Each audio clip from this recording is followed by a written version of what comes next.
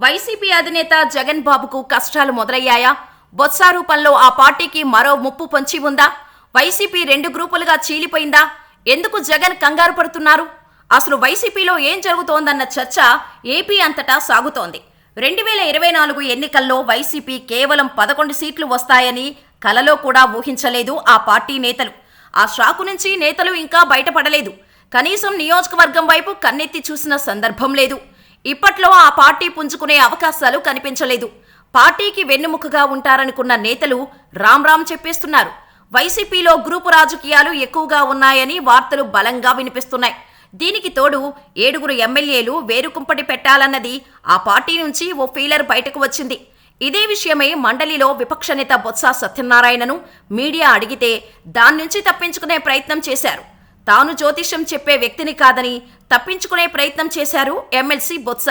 Media మాదిరిగా తాను speculation చేయలేనని, వాస్తవాలు ఏమైనా ఉంటేనే పార్టీలో మాట్లాడుకుంటామని చెప్పి ఇష్యూ నుంచి డైవర్ట్ అయ్యే ప్రయత్నం చేశారు. బొత్సకు పార్టీ ప్రియారిటీ ఇవ్వడాన్ని చాలామంది నేతలు జీర్ణించుకోలేకపోతున్నారట. వైసీపీకి చెందిన 11 మంది ఎమ్మెల్యేలలో 7 ఓ గ్రూపుగా ఏర్పడి పార్టీని కూటమిలో కలిపేందుకు ఆలోచన చేస్తున్నారట. ఈ విషయంలో టీడీపీ నోరు ఎత్తలేదు. జనసేన, బీజేపీ వైపు ఆయా నేతలు చూస్తున్నారని తెలుస్తోంది. తమకు అసెంబ్లీలో మాట్లాడే అవకాశం లేదని, ఇలాంటి పరిస్థితుల్లో ఆ పార్టీలో ఉండే బదులు మరో పార్టీకి జంప్ అయితే బెటర్ అని అనుకుంటున్నారు. గతంలో టీడీపీకి చెందిన ఎమ్మెల్యేలను అలాగే చేయాలని వైసీపీ భావించింది. ఆ పార్టీని నేతలు వీడలేకపోవడంతో ఆ ప్లాన్ బూమరాంగ్ అయింది. 7 ఎమ్మెల్యేలు పార్టీ మారిపోతే వైసీపీ పనైపోయినట్టేనని అనుకుంటున్నారు టీడీపీ నేతలు.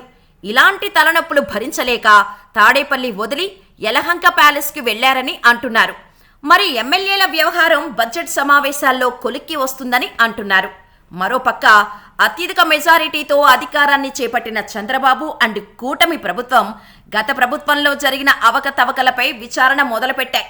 జగన్ అవినీతి ఆరోపణలన్నీ ఒక్కొక్కటిగా బయటకు తీస్తున్నాయి. ఇప్పటికే కొందరు మాజీ మంత్రులపై కేసులు నమోదయ్యాయి. ఇంకా మరికొందరు లైన్లో ఉన్నారు.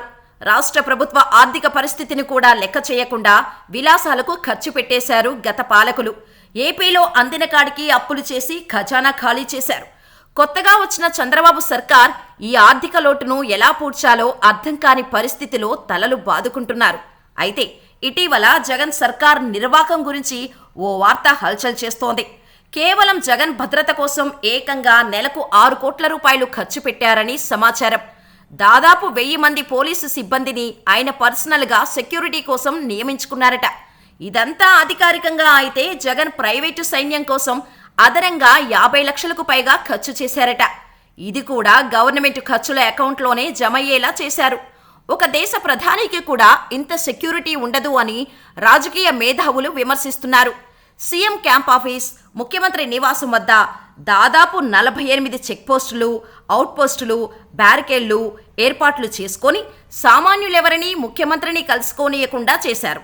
జగన్ భద్రత కోసం ఆక్టోపస్ కమాండర్స్తో తాడేపల్లి ప్యాలెస్కు ప్రత్యేక భద్రత కల్పించుకున్నారు. అలాగే తాడేపల్లి ప్యాలెస్ చుట్టూ డ్రోన్లతో నిఘా కెమెరా వ్యవస్థను డ్రోన్ల ద్వారా పర్యవేక్షణ జరిపించారు. పగలు రాత్రి కూడా డ్రోన్ల ద్వారా పర్యవేక్షణ కార్యక్రమాలు నిర్వహించారు. 24 గంటలు డ్రోన్లతో పర్యవేక్షణ జరిగేది. ఇక మనుషులెవరూ లోనికి ప్రవేశించకుండా 30 అడుగుల ఎత్తులో ఐరన్ వాల్ ఏర్పాటు చేసుకున్నారు. కేవలం తమ కుటుంబ సభ్యుల కోసమే ఏకంగా 400 మందితో ప్రత్యేక సెక్యూరిటీ బృందాన్ని ఏర్పాటు చేసుకోవడంపై సర్వత్రా ఇప్పుడు చర్చలు జరుగుతున్నాయి. తాను పదవిలో ఉండగా ఈ స్థాయి సెక్యూరిటీని ఏ ముఖ్యమంత్రి కూడా ఏర్పాటు చేసుకోలేదని ఓ సీనియర్ పోలీస్ ఉన్నతాధికారి వ్యాఖ్యానించడం గమనార్హం.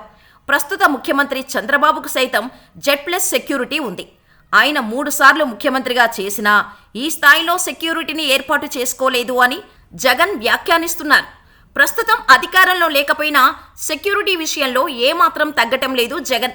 ఆయన సీఎంగా ఉన్నప్పుడు తాడేపల్లిలోనే కాదు, హైదరాబాద్ లోటస్ పాండ్లో, ఇడుపులపాయ ప్యాలెస్ వద్ద, పులివెందులలో తన నివాసం వద్ద అనధికారికంగా భద్రతా సిబ్బందితో ఏర్పాట్లు చేసుకున్న జగన్ వారందరి జీతభత్యాలన్నీ కూడా ప్రభుత్వ అకౌంట్లోనే జమ చేయటం గమనార్హం. ఇప్పుడిదే ఏపీలో హాట్ టాపిక్గా నడుస్తోంది.